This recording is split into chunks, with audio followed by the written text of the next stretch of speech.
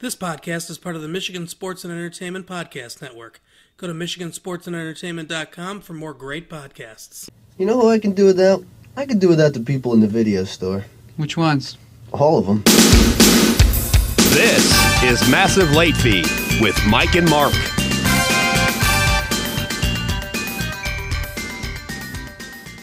Hello everyone, welcome back to Massive Late Fee.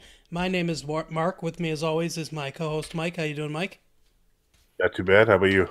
Good. We've had a good week here. The network continues. We added a new show to the network today. They're called How I Met Your Mother. How I Met Your Friends. I always do that. It's a How I Met Your Mother Friends podcast where they compare and contrast the two shows, which are shockingly similar in nature. And they do a very good job over there at How I Met Your Friends. Check them out on Facebook and iTunes and all the things. You know where to go to listen to podcasts. Go to Podcoin. But the news today, not too much in the news, but there's a couple things that I wanted to talk about. One is that Netflix is reportedly in the process of buying their first brick and mortar theater, the historic Egyptian Theater in Hollywood, California. The thought is that they will use that theater to run their movies for a week so that they can be eligible for Academy Awards just like they did with Roma, and that will be a venue for them to make a little bit of money and also make their films Oscar eligible no matter what Steven Spielberg has to say about it. So, yeah, I was just say, I know someone who's not happy about this. Right. So I'm sure Steven Spielberg is desperately trying to block this purchase as we speak. But what do you think of Netflix buying a movie theater? It's already labeled. It was labeled in 1993 as a historic site in Hollywood. It was the first Hollywood premiere ever in 1922. Douglas Fairbanks' Robin Hood took place here. With Earl Flynn? Yeah, exactly. Oh, nice. I mean, I don't care. I mean, I guess it probably would be less expensive in the long run, since it isn't a requirement they just like play a movie for a week in Los Angeles and or New York, or is it just Los Angeles? I think it's either or, yeah. Los Angeles or New York. Yeah, so I mean, that would just like save them money, really. They just put each movie on one screen because they release like 30 movies a week, it seems like. Yeah, no kidding. And it's supposedly it would be good for the Egyptian theater because they do show first-run movies there now, but this will get them more in the current climate of films and everything. So, yeah, I think it's probably a net positive for both Netflix and the Egyptian theater. Just hope you don't go there and look over and see Fred Willard sit next to you, if you know what I mean. Yeah, exactly. No, this is the Guy Ritchie movie Snatch, Mr. Willard. Oh, yeah, you could be sandwiched between Fred Willard and Pee Wee Herman. You better bring a raincoat in that case. It's not because Gallagher is going to show up. Oh. The other piece of news that I found this week is one of the more ridiculous pieces of news I found. They're making a Grease prequel called Summer Loving, and it will explore how Danny Zuko and Sandy met.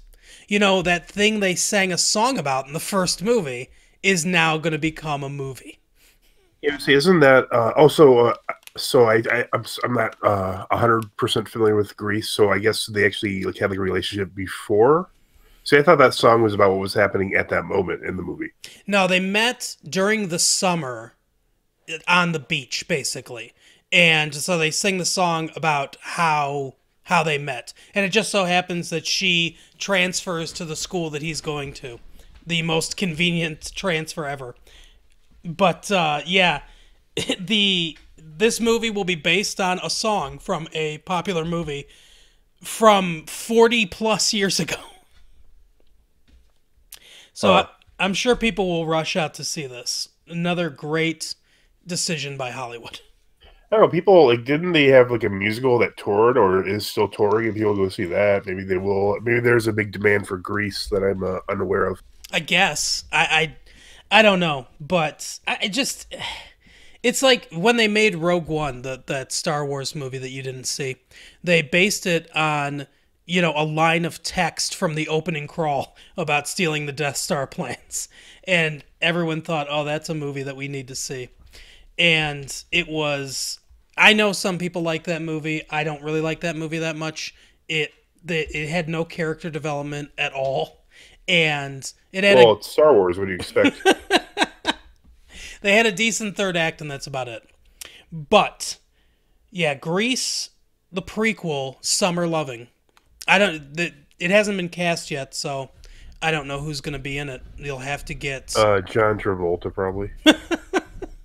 I think they'll get what's his name, Adam Lambert and Taylor Swift. They'll be in it.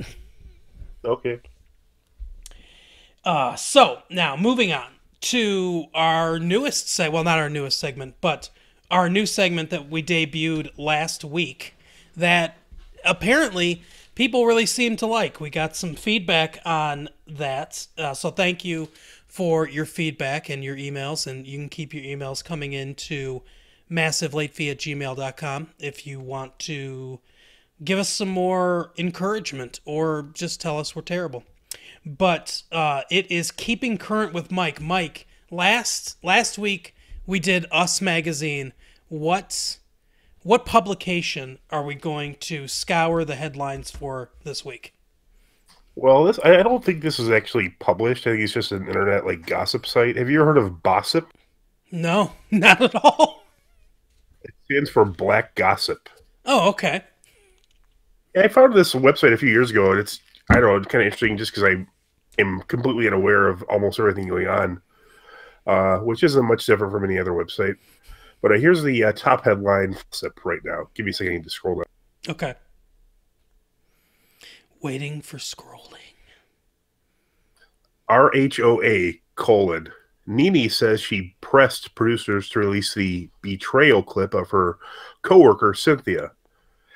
Think RHOA is Real Housewives of Atlanta. I'm kind of upset with myself that I do know what that stands for. Yeah, I was not aware of what that stands for. Very clunky headline, by the way. Yeah.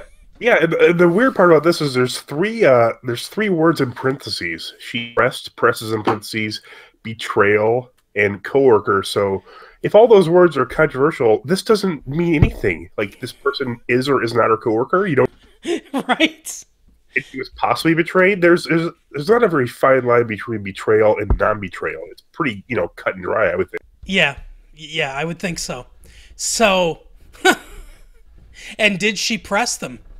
What's considered pressing? She asked. Yeah, I don't know. I don't watch any of those Real Housewives shows, so I don't know anything about any of this. But I'm assuming that one of the I don't know why would coworker be ambiguous? Like, does she work on the show? My guess is they're both like characters, or I don't know what you call them, and they're supposedly not, acting. Mm-hmm. I guess subjects. I mean, they're probably both subjects of the show. I'm not sure. Like I said, I've never seen any of these Real Housewives shows at all. I don't even know who's on it. Yeah, I don't either. I don't know. I think sometimes they have like a B-level like celebrity's husband or something like that, or wife, but I don't think even that's going on in this. Maybe I'm wrong. I really don't. I feel like, and it might not be this one, but I feel like there was one of the Housewives shows where a basketball player's wife was one of the wives, but I don't know. That sounds correct, but I really don't know. So look for Dwight Howard's wife. I know he's not a little hard for that one. Right. On the next Real Housewives of whatever team he's playing for now. Right. So what else they got on Black Gossip? Blossip? Bossip, no L. It's just Bossip with a B instead of a G. Gotcha. Yeah. All right, this next one is a video clip, which I didn't watch, called "The Future Is Now." A clip of Blue Ivy leading is all capitalized for some reason, Beyonce's Coachella choreography is burning Twitter to ash. I pretty much know everything in that sentence. See, when it said Future, I thought it was talking about the musician from Atlanta, Oh, okay, yeah. another Real Housewives, but it's not obviously.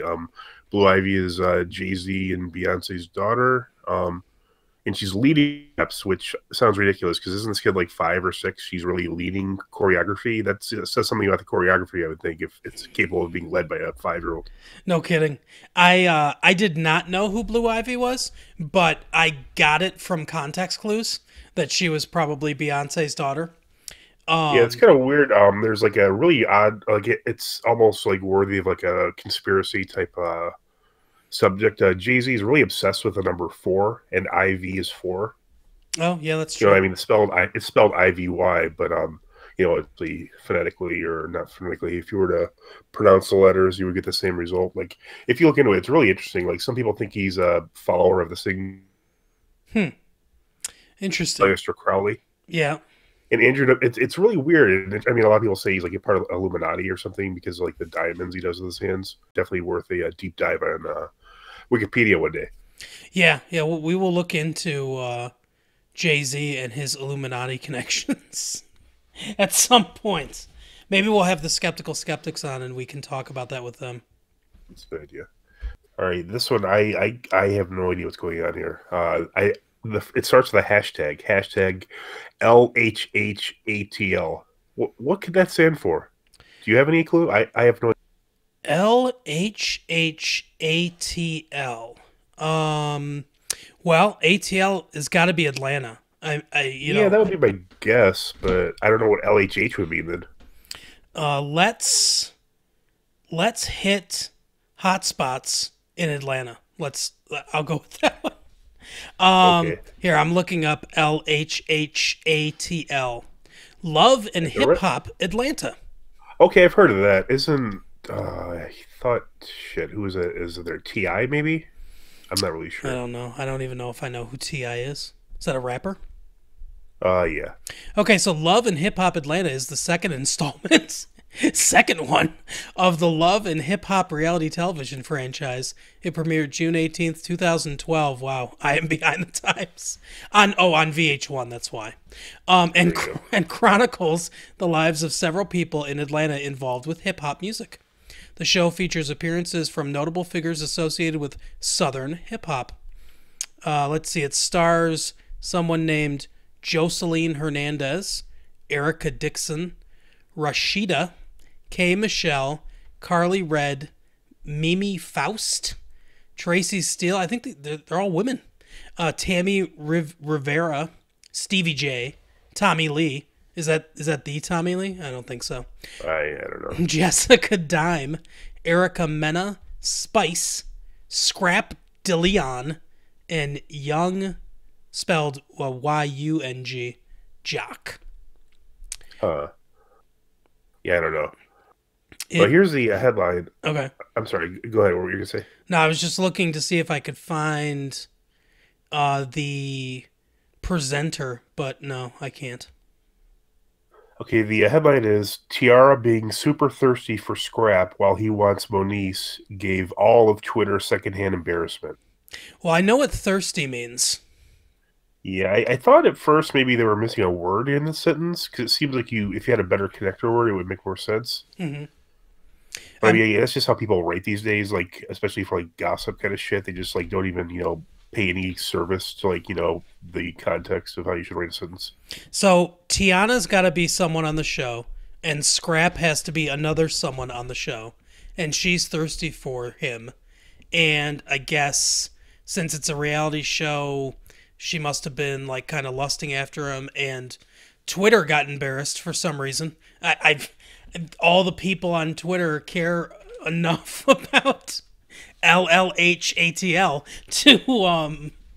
to be up in arms about someone doing something on a reality. I mean, how many there on every single one of these reality shows? There's somebody trying to hook up with somebody else. Yeah, I don't know. But yeah, that's I don't know. I don't watch the show. I don't know anything about it. I guess It's a rap show. I don't know, or I'm sorry. I'm sorry, everyone out there. A hip hop show. Yep. I've offended our tiny African American demographic. Oh man, here's a surprising headline just because it's so out of context. It's what the health. New York City declares public health emergency due to measles outbreak in. Wow, so that's black gossip? Yeah, I don't understand exactly what's black or gossipy about it. It just seems like matter of fact reporting to me. It stands out because it's the one actual headline with real news. Hey, come on. Tierra gave us all secondhand embarrassment. Yeah, exactly. Oh yeah, that's right. Secondhand embarrassment. It's better than secondhand measles. Oh, okay.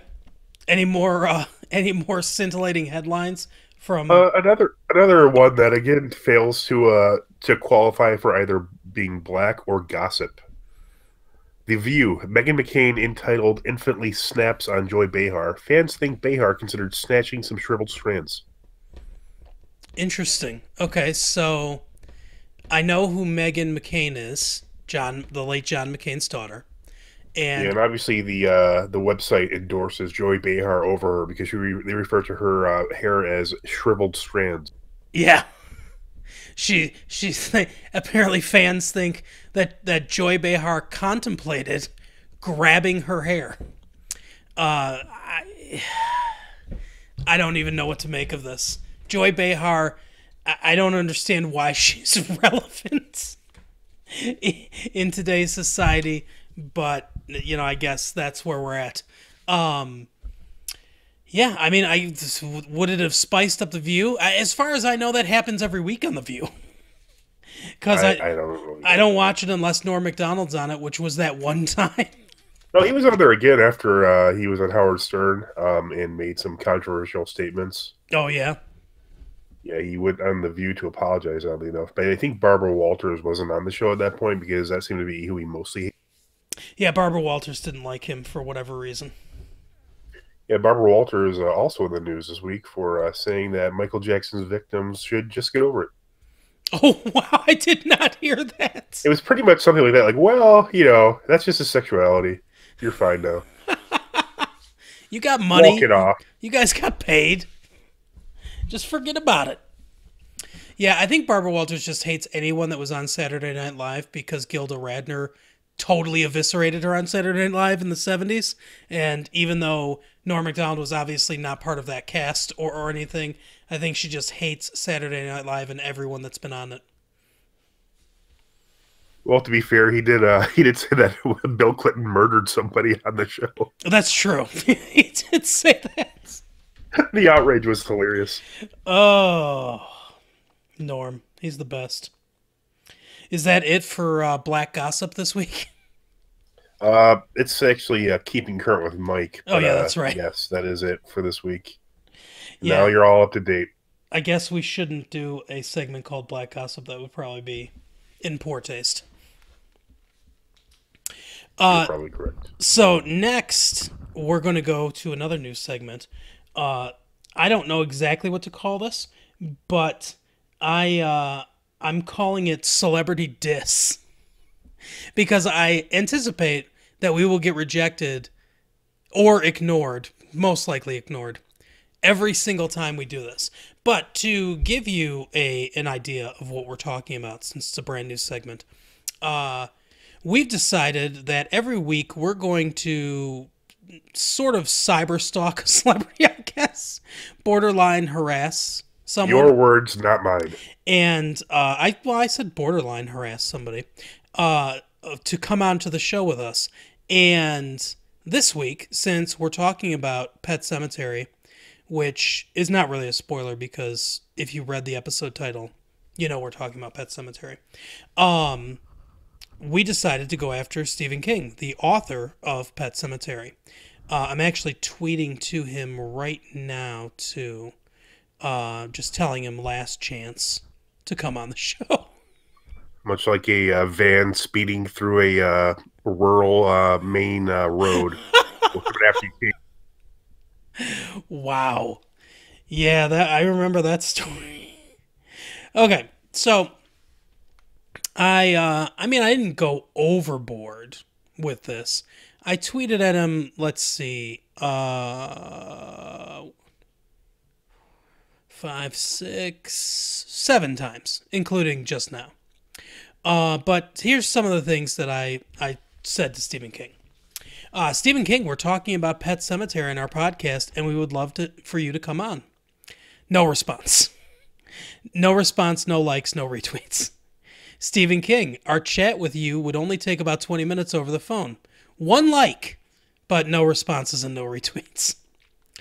And I just do this at Stephen King, so it only shows up on his wall. So I don't even know who liked it. At Stephen King. Also, Mr. King, your appearance would help out our podcast. I almost wrote immensely, but I know your hatred of adverbs. Because anyone that's a fan of Stephen King like I am knows how much he hates adverbs. At Stephen... And editors. Yeah. At Stephen King. And you would be making a huge fan, me, and a person who has strongly mixed feelings about your work, my co-host, very happy. So then at like 1:30 in the morning, I said, Stephen King, are you up late, tossing and turning about whether or not you should discuss Pet Sematary with us? You should. Remember that dick who said writing short stories was a waste of time and called you Steve-O? I am not him. Oh, and he's not my dad or anything. So no response to that. No. Oh, wait, someone did like that. Who liked that? Wait, let me look at this. Who liked this tweet? Oh, my wife.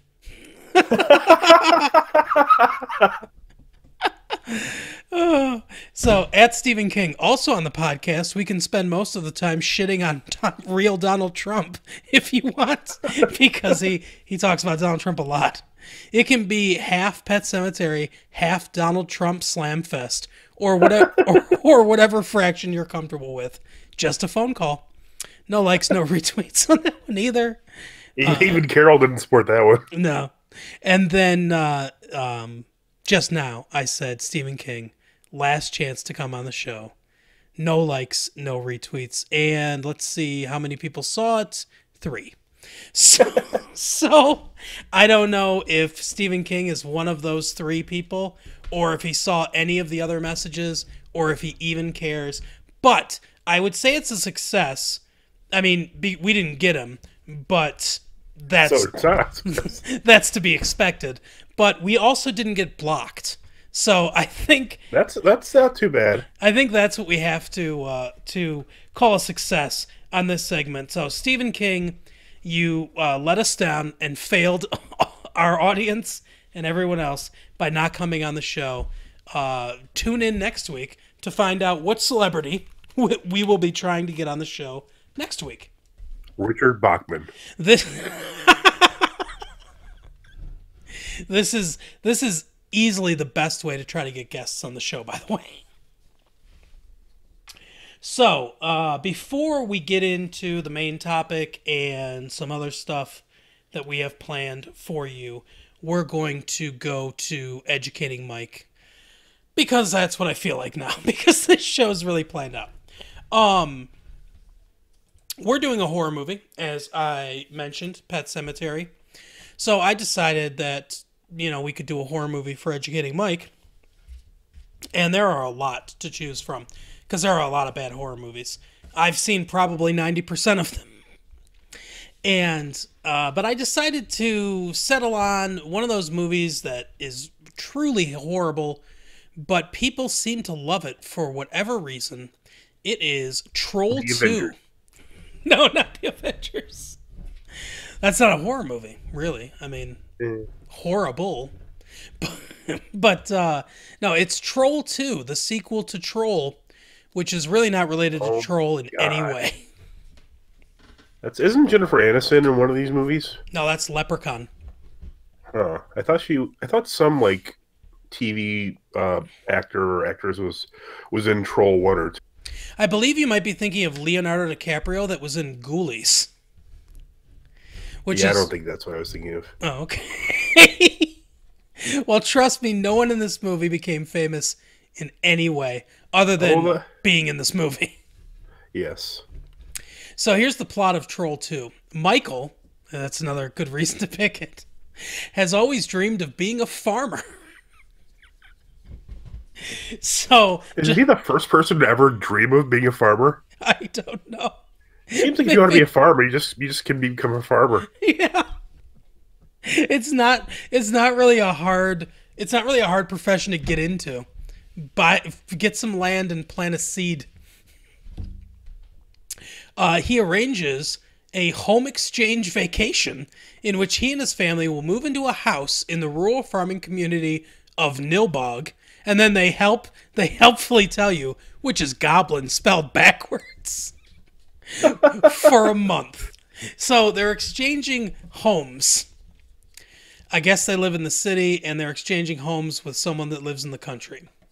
The night before the family is scheduled to leave, Michael's son, Joshua, is contacted by the ghost of his dead grandfather, Seth, warning him that vegetarian goblins want to transform him and his family into plants so that they can eat them. So, that's a little on the nose. You've got a ghost, for some reason, they just introduced ghosts into this movie, of the dead grandfather warning Seth of the plot of the movie. So I think I have a lot of questions about this. Okay. Now, do the goblins are just normally vegetarians? I don't know. They might be a specific strain of vegetarian goblins. Well, I mean, that's just weird because, I mean, they're at a farm. Wouldn't it make more sense for the guy to grow vegetables there and just give them those? It'd be a lot more food than one of him. Yeah, that's true. Yeah, it doesn't make much sense. They don't eat flesh, but they want to transform flesh into plants so that then they can eat them. And another question that brings up, they're there for a month. What are they? How is that going to give you any indication of farming? You won't even grow one thing in a month. Yeah, and it's got to be the summer months, I would assume, because Seth is young enough to be in high school.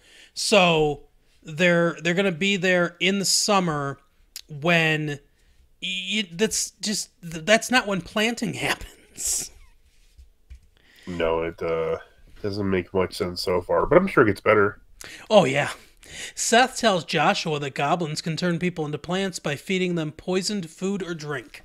So he knows all the information he needs. And this is before they leave. He could simply say, hey, dead grandpa came to me and said that goblins want to turn us into plants and eat us. And then instead of going to the vacation house, he'll be going to the sanitarium. You say you said he came to him in a dream, right? No, he just appears, and in the movie, I think he's in the living room or in the dining room. He sits down at the dining room table and basically just tells him. Oh, okay. Meanwhile, Joshua's sister Holly receives a visit from her boyfriend Elliot. Holly accuses Elliot of being a homosexual since he seems to prefer spending time with his friends.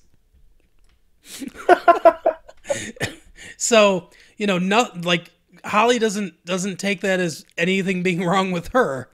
If the guy would rather spend time with his friends, he must be gay. Elliot promises to show his devotion by accompanying the family on vacation. So basically, they put homophobia into the movie just as an excuse to get Elliot in the picture as well. The next morning, Elliot fails to arrive, and the family leaves without him. They encounter him en route to Nilbog, which, again, remember, is goblin backwards, riding in an RV with his friends Arnold, Drew, and Brent. So he's just still with his friends. Outside of Nilbog, Seth appears as a hitchhiker who warns Joshua that Nilbog is the kingdom of goblins, and that if his family eats anything while they are there, they will be turned into plants.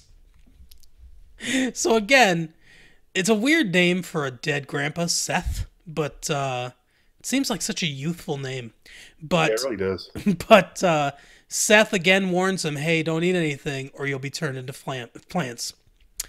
The family disbelieves Joshua's warnings and continue on to Nilbog. There, Joshua sets about destroying or contaminating all of the food the family finds or acquires. So his plan is for them not to eat for a month.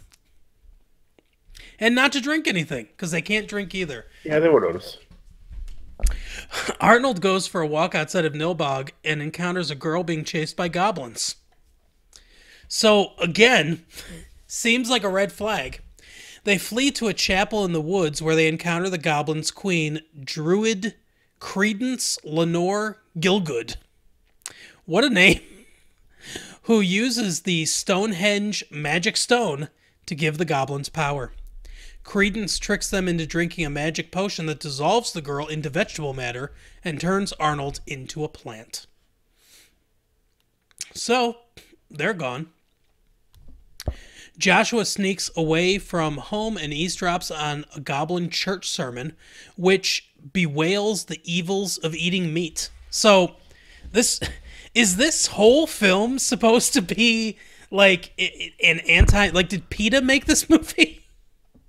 I really don't know. The parishioners capture him and attempt to force feed him poisoned ice cream. Michael walks in on the scene and becomes suspicious, taking Joshua home. He walks in to a bunch of people and goblins trying to force feed his son ice cream, and he gets a little suspicious. Later, Drew goes to the town because there are no food or drinks in the RV.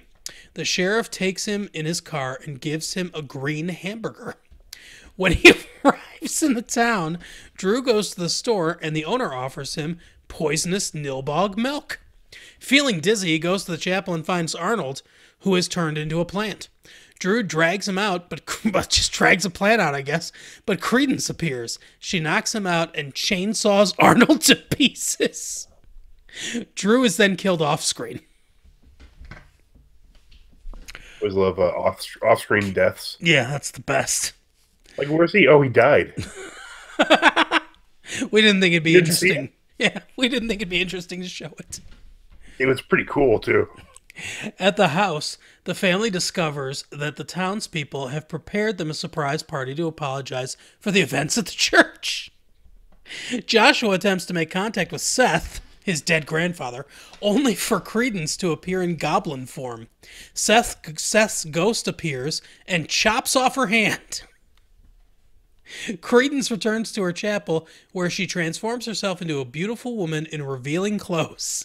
She then travels to Elliot's RV, where she seduces Brent and drowns him in popcorn. I think a few people drowned in popcorn watching this film.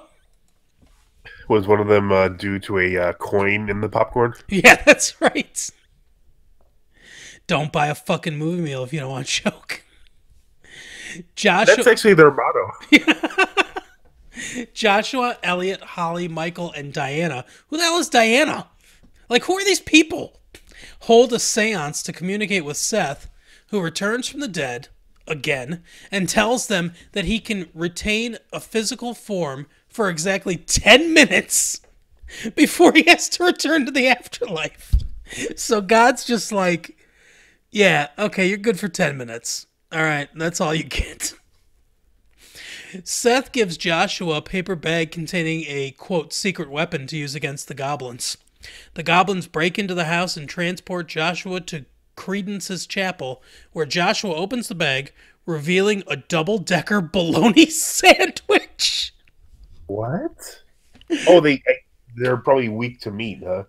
He eats the sandwich, making his body poisonous to the goblins, and then touches the Stonehenge stone, which destroys Credence.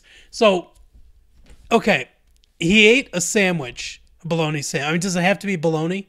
He ate a bologna sandwich, which made his body poisonous to the goblins. I think I just realized this is actually the opposite. It's not a pro-vegetarian movie. It's an anti-vegetarian movie. But the thing is all the rest of the family had to have eaten meat at some point in their lives. Like, You would is it think just so. because it was fresh? I guess. How fresh is bologna, though? Yeah, that's true. The I mean, family. how long do you think it is before they package it until you get it? Probably like a few days at least, right? Yeah, I would assume so. As far as I don't like bologna, so I guess they just turned me into a plant. But Yeah, see, it's saying people who only eat vegetables are evil, and the power of meat will save you. yeah, I think you're right. The family returns home where Joshua's mother is seen eating food from the refrigerator. The food, unknown to the family, has been poisoned by the family of goblins who took over their home during their exchange in the country. The Oh, film come ends with on. Joshua walking in on a group of goblins eating his mother's green, bloated torso off the kitchen counter and offering him a bite. Joshua screams in horror. I think that's the famous scene from the movie where he goes, "Oh my God!" Could be, Oh, let's take a look at the Parents Guide for Troll 2. Sex and nudity is mild. There's a lot of dirty jokes like deflowering a nilbog virgin. That's a dirty joke. Deflowering a nilbog virgin. One minor comic sex scene involves two characters eating corn on the cob out of each other's mouths. And popcorn starts popping, parentheses, by quote, magic. What the fuck? I don't even remember that scene. I ain't no clue. A few shots of a topless woman, although her body has been turned into vegetable matter, so it's debatable whether this counts as nudity. What? Well, I I guess think it'd be pretty clear whether or not it was nudity. it should be. Violence and gore only moderate. A boy, after talking to the ghost of his grandpa, climbs on the table and pees on the food. Oh, no. The father takes him to his room, slams him on the bed, and tells him they will all starve now because of what he did.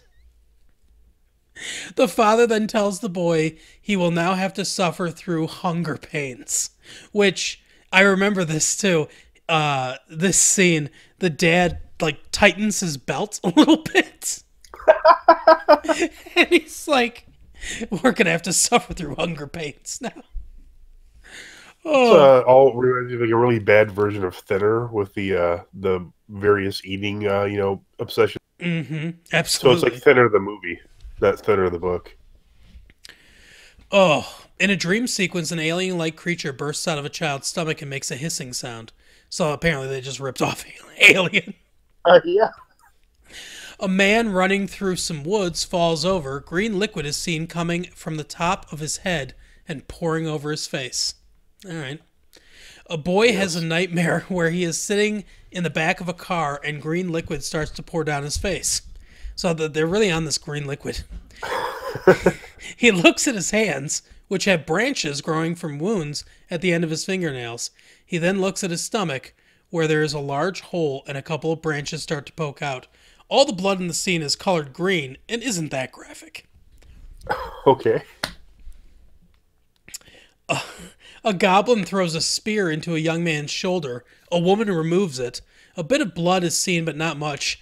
The young man screams loudly and annoyingly.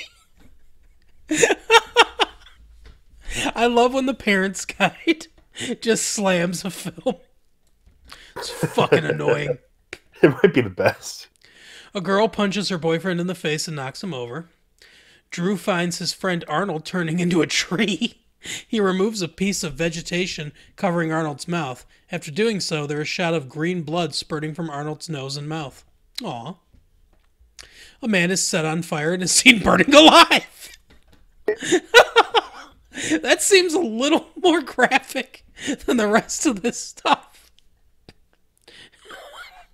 Joshua kicks a goblin in the nuts. Grandpa Seth then punches one.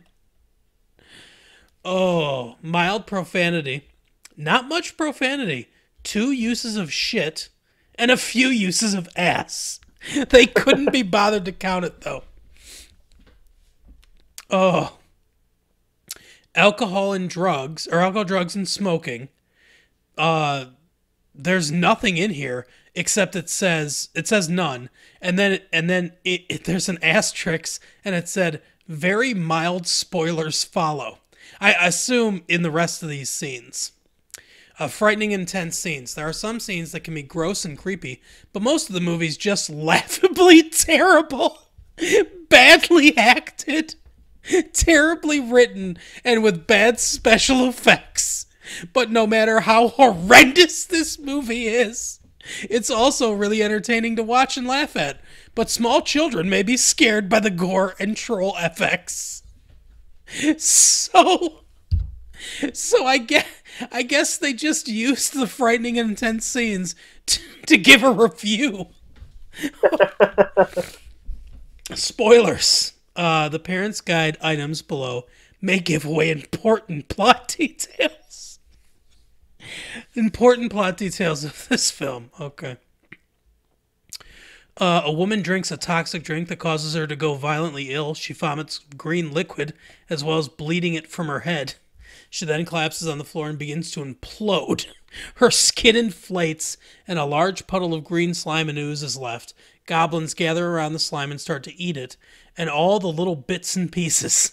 This scene is as graphic as the film gets, yet is still relatively mild. So yeah, that's the parents' guide. Let's take a look at one review for the film. 1 out of 10. Forced to watch. My sister made me watch this. Hey, look. Well, you can't see. It's from April 9th, 2005. For all you keeping score out there, that's the day we record this.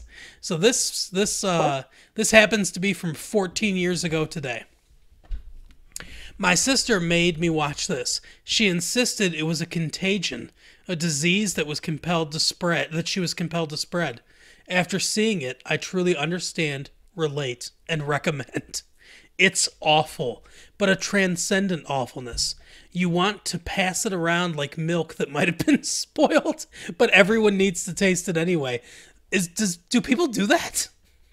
Not that I know of. Like, if someone tells me the milk's spoiled, I believe them. I've never laughed so much. Yeah, right. I've never laughed at so much at something that isn't even trying to be remotely comedic. It's a travesty. I'm not surprised there are drinking games built around it, but you'll be more than amused watching it sober. Yes, it's that bad, but fun. You want to see it over and over again, and force other people to watch it too. Rent it on a particularly bad day. You'll forget everything irritating in your life and be weirdly involved in a world of badly clad midgets. Is this the same movie? Oh yeah, the trolls. Okay. Suddenly wondering if bologna sandwiches or urine could possibly be the solution. If you vote, give it a 1. It truly deserves the recognition of being one of the worst movies ever. So apparently people rate it 1 as like a badge of honor. That is Troll 2. Like I said, I've seen it. It's been a long time. I don't know, like, I guess it's so bad it's good. I don't get the big... It's funny. There are funny parts about it. But I don't think I'm as big of a fan as Troll 2 as a lot of people that like bad movies are. And I'm a person that likes bad movies. But I don't think I'm as big of a fan. Yeah, I know. You're not quite Eric Stoner level, but you're up there. Yeah. Well, I like bad movies, not ironically, but, I understand that being in on the joke. Yeah, I understand that they're bad. Eric Stoner liked, I can't even... What was one that he really liked that was just terrible? He kept insisting we rent twin sitters with the Barbarian Brothers.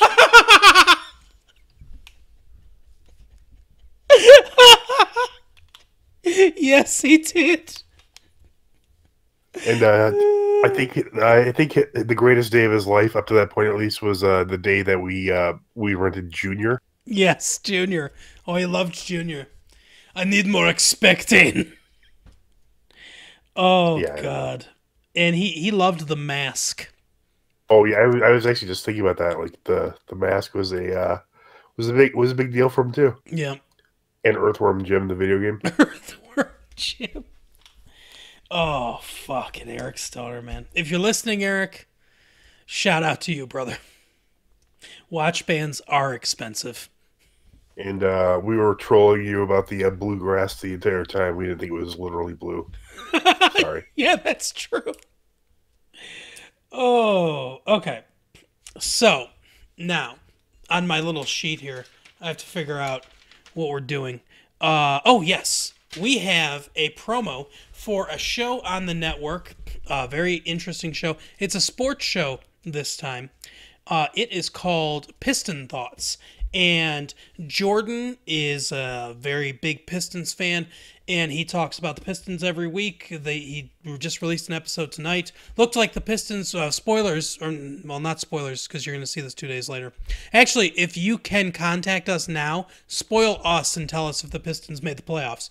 But the Pistons were down 20 to a group of G Leaguers because they had 8 guys out of the starting lineup, but they ended up coming back to win after they pulled a hobbled Blake Griffin out of the game.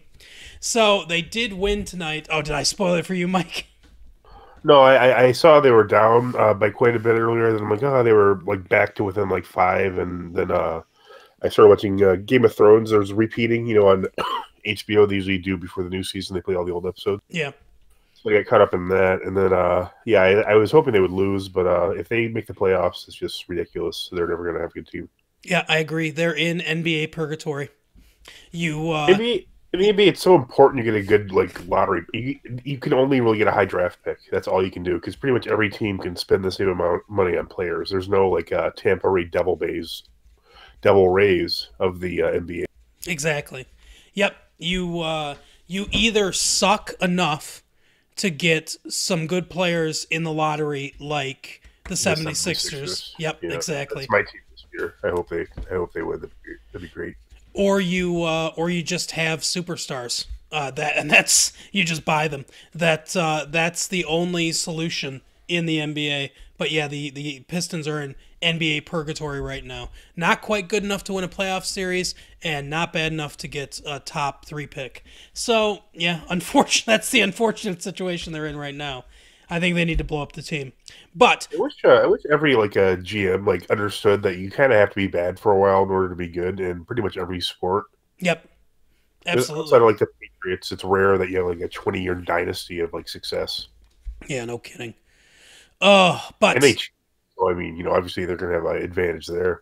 Yeah, yeah. The Wings got their pick today, the 6th pick overall. 6. Again, we should have tanked harder, and then maybe we would have had a better shot at 1 to 3. Yep. But maybe they'll get a defenseman. They need one. That'd be nice. But here is a promo from Pistons Thoughts. Welcome to Pistons Thoughts, where we talk, well, you guessed it, Pistons. Come join us weekly for everything Pistons. I swear we're fun. Yeah, maybe. A little bit, right? Just a tiny bit. Okay. Well, either way, you'll probably have a great time. Come on and listen. So that was Pistons Thoughts, and definitely check them out. You can find them at MichiganSportsAndEntertainment.com. Soon to be on iTunes. They're on Spotify. You know where to find them. Pistons Thoughts.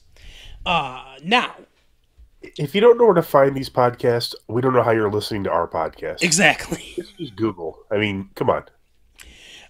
But now we will, before we get into our main topic, we will do one more interesting segment here. We did this once before, and then we never brought it back. But now that's a lie because we're bringing it back. It's the Celebrity Ink Blot. So today we're going to talk just briefly about something that we debuted on the news a few weeks ago, I guess. I don't know, whenever it happened. But the Lori Loughlin, Felicity Huffman scandal involving bribery to get their kids into college or whatever they're calling it. I don't even know what they're calling it. But Lori Loughlin looks like she might be in some trouble. She's up for money laundering charges, and she's expected to plead guilty. As I said on Twitter, this was when the story first came out. I said that she will throw herself at the mercy of the court or something like that. And then I said, pictured below is her and her lawyer discussing their strategy, and it was just a gif of what's his name, John Stamos saying "Have mercy." Technically, it was Jesse Katsopoulos who Yeah. was saying "Have mercy." That's true. But she is expected to plead guilty, and I guess she could face up to 2 years in jail because of this. Yeah, I don't know if I heard that was up to or a minimum of 2 years. That's just kind of insane to see celebrities ever actually go to jail. Yeah, exactly. I mean, really, the excuse me, sorry, I have a bit of a cold. The biggest celebrity that really went for a long time, other than O.J. Simpson, is like Wesley Snipes was in jail for a few years for tax evasion. Yep. So that was like shocking, kind of. Yeah, they rarely have to face consequences for their actions, which might be part of a problem. But yeah, it looks like she might get 2 years in jail. There's some serious charges against her and Felicity Huffman as well.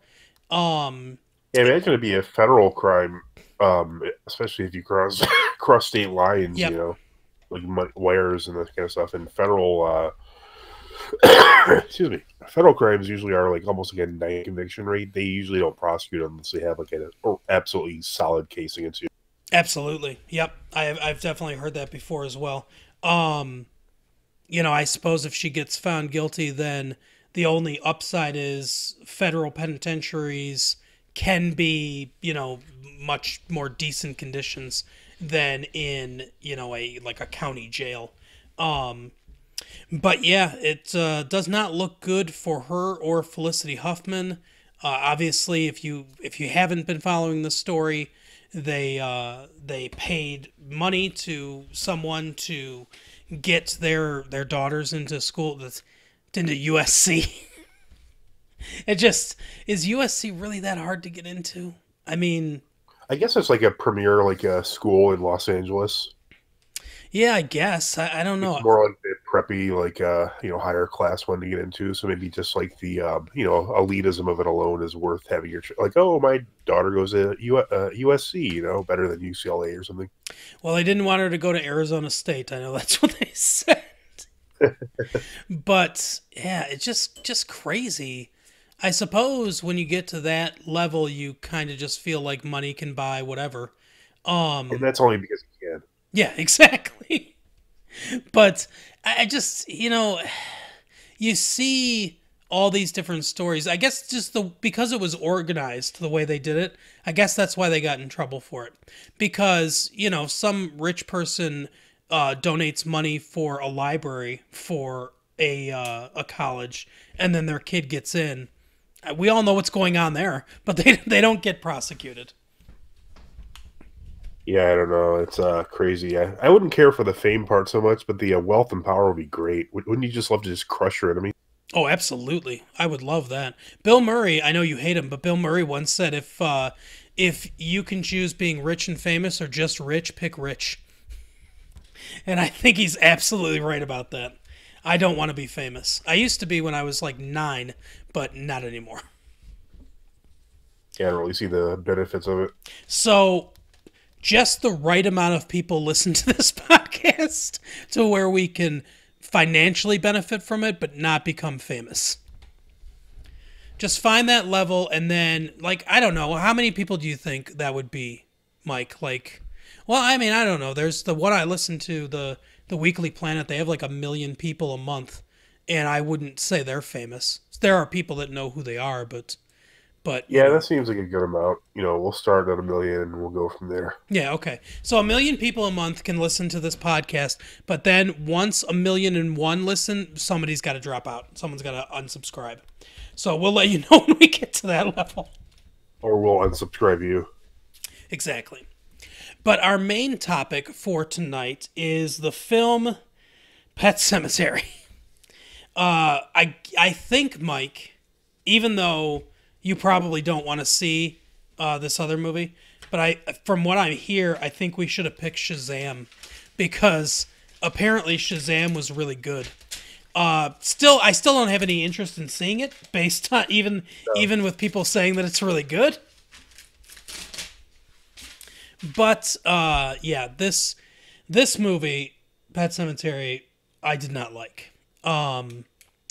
Have you seen the first If you're Pet wondering Sematary? if our opinion would be different if Stephen King was on the podcast, yes, it would be. Yeah, absolutely. Stephen King, if you had come on, we would have given a glowing review of Pet Sematary because even over the phone, we would have been too afraid to say anything bad about your movie or you. But Yes. have So you if you want a good review of Pet Cemetery, you got to come on the podcast. exactly, or whatever movie you're doing? Unless we actually like it, I guess. But Yes. have you seen the original Pet Cemetery? Yeah, I like the original quite a bit. It was very creepy. I can't remember the guy. Wasn't the guy who was in the Munsters playing the old man? Ed Gwynn, yes. Yeah, and he was also. I knew him first from a movie I like quite a bit. My Cousin Vinny. Yeah, one of my favorites too. Yeah, he's really good in that.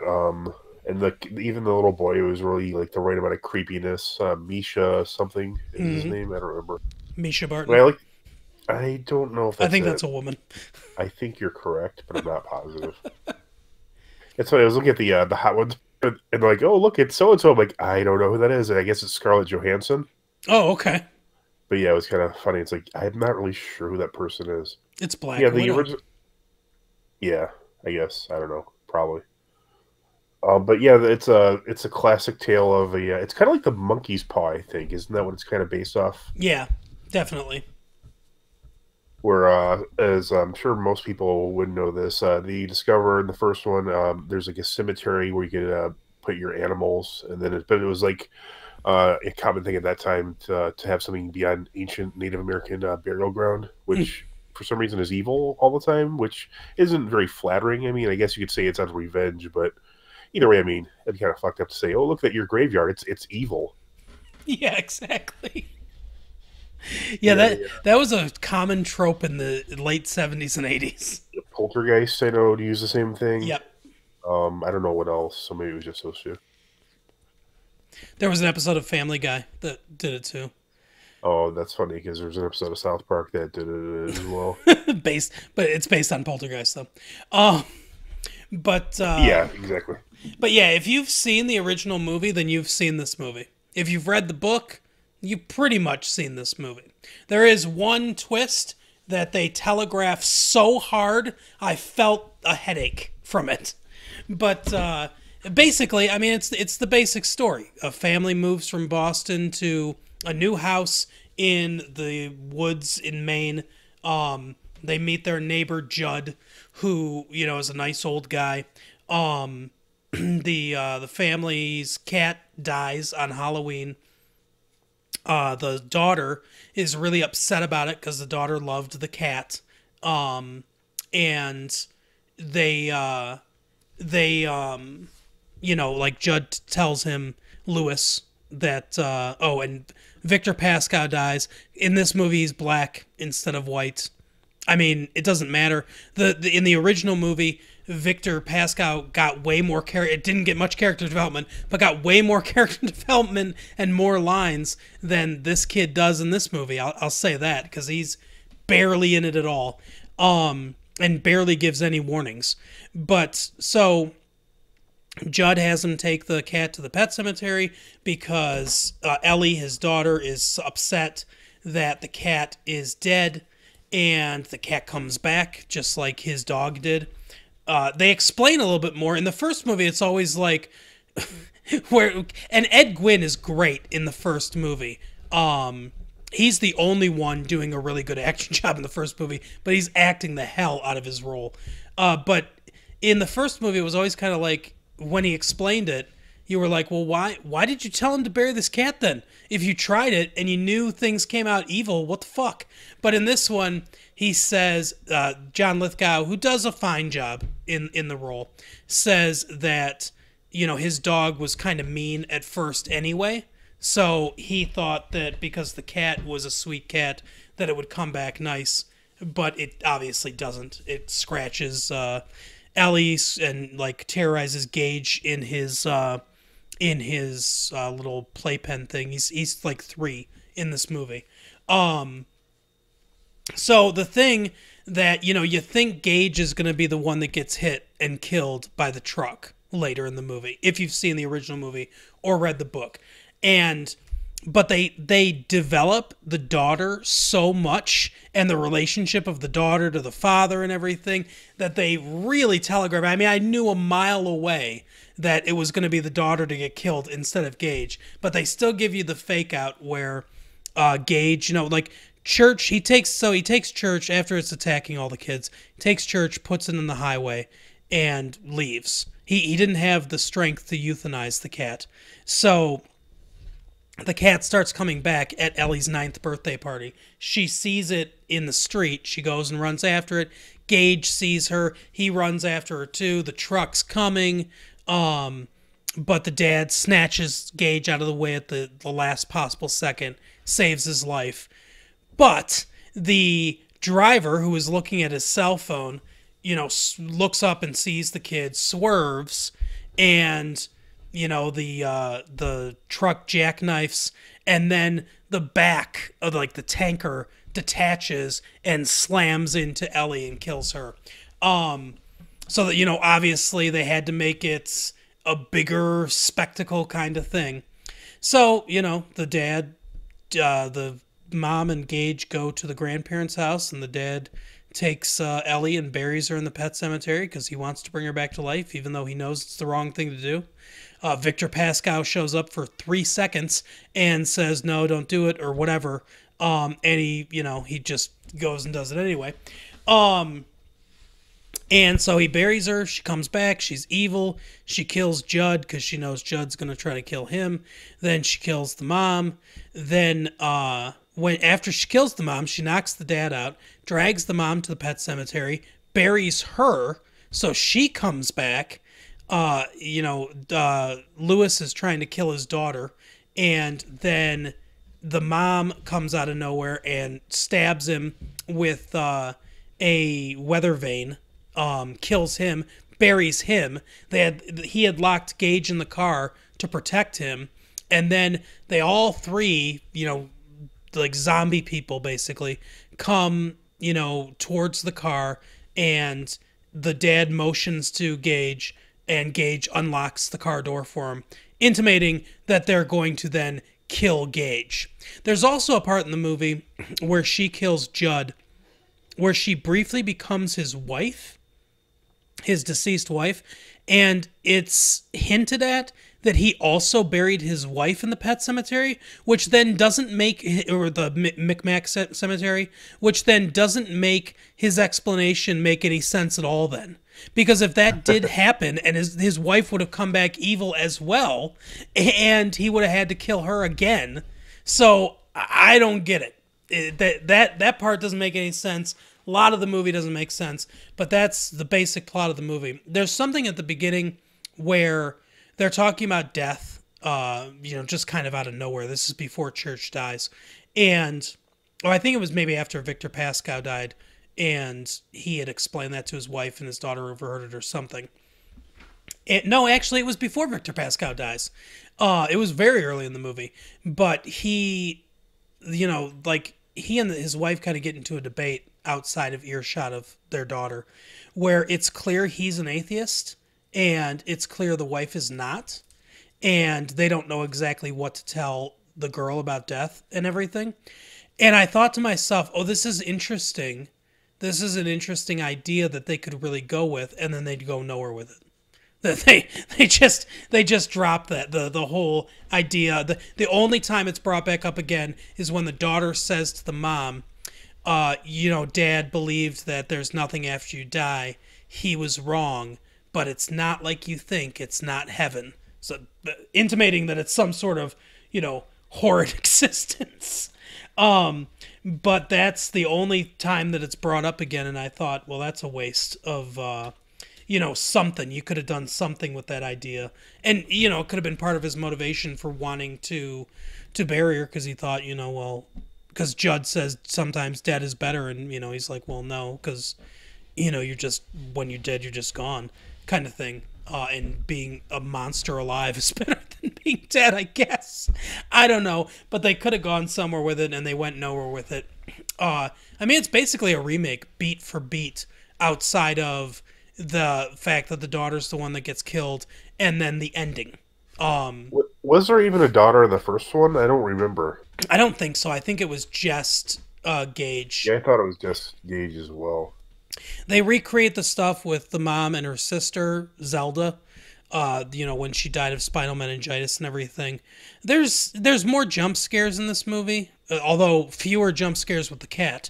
There's a lot of cat jump scares in the original Pet Sematary. But there's more jump scares. It's not quite as atmospherically creepy. It's just a pale imitation. And I'm not even really an enormous fan of the first movie. It's a fine movie. I know a lot of people that really love it. I don't really love it. It's okay. But it's a pale imitation of that. It falls below average in my pretty far below average in my estimation. As far as Stephen King movies go, the original Pet Sematary is in the top half for sure. But that's only because there's quite a few bad ones. Yeah, I agree with that for sure. I would say the Shawshank Redemption probably is up there. Yeah, for sure. Stand By Me is a good one too. I'm trying to think. Misery's not bad. No, that one's not bad. Well acted. But there's not. They get it wrong every time. Whether it's a huge, long, complicated book like The Stand, or a very simple, laid out story. This book, Pet Sematary, was the first Stephen King book I ever read, and was it? Yeah, and I really got into Stephen King after reading it. I thought it was a really creepy book. But the movie just can't. This movie just doesn't capture that feeling. The 1989 one did a lot better of a job capturing that creepiness factor than this movie does. I think the first Stephen King book I ever read was It. Oh, that's a long one. Huge. Yeah, it's quite long. It took me about a week maybe to read it. Yeah, It. I don't think you could ever really make a good movie of It. It's just I don't understand why people do this, but they just like taking something out of it's like a novel is the best form for it. There's there's some certain things that have a certain medium that's way better, and it can't be improved by switching to another medium. Which is my biggest gripe with these comic book movies is these movies are always best as comic books because there's elements that are central to comic books that make them better stories. Mm-hmm. Yeah, no, I agree with that. This for sure is one of the more adaptable books by Stephen King, I would say. Yeah. It shouldn't be too hard to do a good job at this one. The original was pretty decent. But I don't know, it's just like It. There's never gonna be a good movie of It. There's creepy parts and stuff, but you're not even scratching the surface of the book It. Yeah. And it's, the way that it switches back and forth in time, and just a lot of the things that you can do in a book, it's just impossible to film as a movie. Oh yeah, even budgetary, issues aside, like you said, the way they keep flipping between the present and the past, and they, connect it, and it's in a way that's, it wouldn't work any better any other way, and a movie is a completely different way. Yeah. Yeah, it's I agree with the fact that a lot of books, the medium they best, serve in is a book. There's not enough original screenplays where where someone's got an original idea, because writing a screenplay is a lot different than writing a book.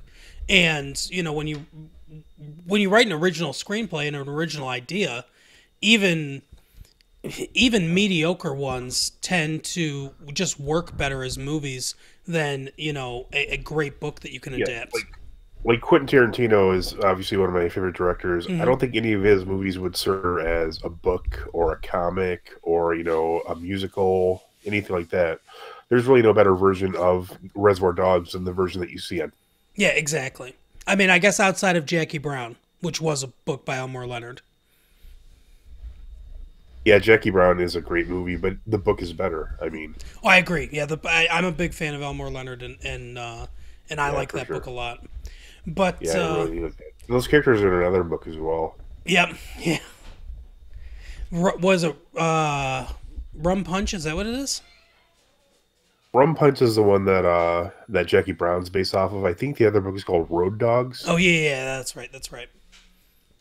But yeah, this movie, I would give it a pass. Unfortunately, it's just not that good. If you want to experience Pet Cemetery and you don't want to read the book, rent or get on streaming or find it on Netflix. I'm sure it's on somewhere. The 1989 version, because terrible acting from the guy that plays the dad aside, that's the superior version of the book, and there are more ideas fleshed out. This movie's breezy. It's only 90 minutes long, but it really feels rushed. I mean, I remember, watching it and everything, and I'm like, there's like 30 minutes to go, and he's just burying the daughter now. Like this is all really gonna go quick, isn't it? And it does go really fast. But yeah, I would give it a pass. Unfortunately, and hopefully, something better next week. Don't know what to tell you. Maybe we could do a retrospective on Stephen King movies, and then add ideas of how we would change it to be a better movie. Yeah, and I could just keep adding Stephen King and see if he'll be on the show. I'll be like, hey, Stephen, sorry you missed last week. This week, we're doing a retrospective on all your movies. Why don't you come out and talk to us about Maximum Overdrive? How did you feel about Sleepwalkers? Oh, God. Oh, Sleepwalkers. The Oh, Mangler, exactly how you envisioned it? oh, that's one of the worst ever. Oh, I hated that movie. But Hated this movie. that's right. But that is our show for this week. You can find us on Twitter, on Facebook, on all the other stuff. Massive Late Fee. MySpace, Massive Late Fee. We have an Instagram. I forgot to promote that, but I I think you did last time. Oh, did I? Did I? Okay, I can't remember. We put stuff on there sometimes, pictures and stuff. I don't really know how Instagram works. If anyone wants to write an email and tell me how to do Instagram, I'll follow your advice. But You can send a telegram instead if you prefer. yeah, exactly. Maybe a piece of hard mail. I don't know. Maybe you could. Telegram was the best one. I can't think of a better joke. Pony Express might be around. Yeah, So there you go. But anyway, so we're on Instagram. Find us there. Tell a friend about the show. Do other stuff. I don't know. You know what? You guys know by now what we need you to do to make the podcast get to 1 million subscribers so we can start kicking people off. So just do that. Tell 1 million people about, or 100,000 of you all tell 10 people, or 1,000 of you all tell 1,000 other people. Yeah, that's or probably 10 the of best you, one. 10 of you tell 100,000 people. Yeah, That's the easiest way to do it. Yeah, exactly. 10 of you out there, tell 100,000 people about our podcast. Just don't rest until you've contacted 100,000 different people and told them to tell us about the podcast. Or you can get your friend to have people under them, and then they can tell some people about the podcast, and they'll make other people tell them about the podcast, and then the higher up you are in this pyramid that we're making, there we go. then the more money you'll make. We'll give you some residuals or something like that. I don't think we're gonna do that. Oh, but yeah, tell people about the podcast and rate and subscribe on iTunes or wherever you listen. That's all I've got. So we will see you next week. Bye. See you next time.